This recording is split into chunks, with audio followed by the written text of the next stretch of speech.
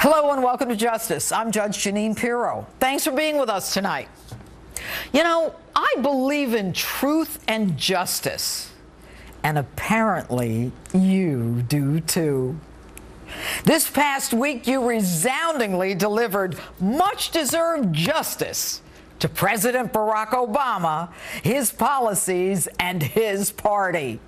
You put truth to power to change the direction that Barack Obama is taking this country. And your determination to take back America was historic. The largest Republican House majority in more than 80 years, a Republican-controlled Senate, historic Republican victories, replacing Democratic governors in blue states, Republican control of more state legislatures than at any point since the 1920s. President Barack Obama's effort to create a socialist-style government under the guise of being simply progressive was overwhelmingly rejected by you, the voters. And the ascent to power of those in the business community, those in the military, and philanthropists was a sharp contrast to the community organizer credentials that we've become accustomed to over the past 6 years. You rejected the make-believe war on women that this administration tried to sell, reducing our reproductive organs and pocketbooks to commodities in jeopardy should a Republican be elected, defeating even that age-old political strategy that if you repeat something often enough, people believe it to be true. The voters this time not low information, but instead briefed and savvy on the charades, the shell games, and the lies. And the president's reaction to all this?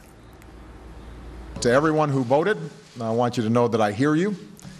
To the two-thirds of voters who chose not to participate in the process yesterday, I hear you too. You hear them too? What did they tell you? And when asked whether he felt any responsibility to recalibrate his agenda, the president didn't answer the question, but instead started criticizing how Washington doesn't work well. Mr. President, one of the reasons Washington doesn't work well is because as a leader, if you want to call yourself that, you have created more division, more anger, and more hostility than most of us can remember in recent history. You didn't come clean about Benghazi, health care, Fast and Furious. You skirted scandals in the VA, the NSA, the IRS. You suborned the perjury of your high-level officials. And your incompetence handling Ebola in this country put our nurses at risk. And now you dig your heels in even deeper? After laying the groundwork to order more than 34 million work permits and green cards, you throw down the gauntlet saying, Congress will pass some bills I cannot sign. I'm pretty sure I'll take some actions that some in Congress will not like. So before the end of the year, we're going to take whatever lawful actions that I can take that I believe will improve the functioning of our immigration system. And the only alternative, according to you, Mr. President, would be for Congress to pass a bill that you can sign. Mr. President, with all due respect, you're still a bully.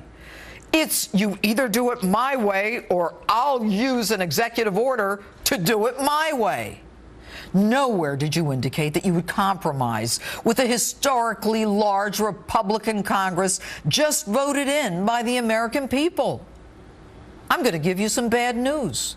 You and Harry Reid won't be able to block bills so the Democrats don't have to take a stand on tough issues. And honestly, Dirty Harry Reid, the one who wanted to move the cattle for the tortoises, he should apologize to those cattle and cut the bull. And Mr. President, you're so delusional that you act like your party won. It didn't.